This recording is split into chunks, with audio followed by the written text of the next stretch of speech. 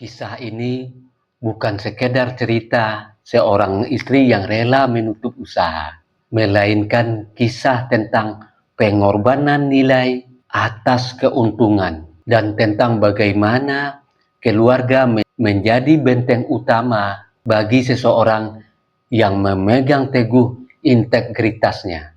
Tahun demi tahun berlalu, jabatan datang dan pergi, pangkat naik lalu selesai. Sorotan publik perlahan meredup, namun satu hal yang tidak pernah berubah dari rumah itu, cara mereka memandang hidup. Setelah masa dinas panjang yang penuh ujian, Hugeng dan Meriati menjalani hari tua dengan cara yang masih sama di waktu muda.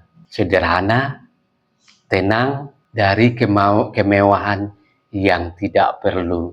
Rumah mereka bukan rumah pejabat yang berkilau, tak ada pagar tinggi yang penuh pengawalan, tak ada gaya hidup yang memisahkan diri dengan rakyat. Yang ada hanya pasangan tua yang tetap saling memanggil dengan lembut, saling menjaga kesehatan, dan saling menguatkan dalam doa. Hugeng telah menyelesaikan tugasnya pada negeri. Namanya dikenal sebagai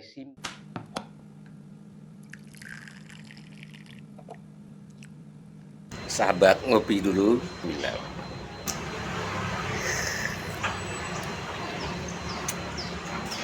Bagi sahabat yang mau sloki unik ini, sloki tengkorak, ya silahkan klik keranjangnya ya.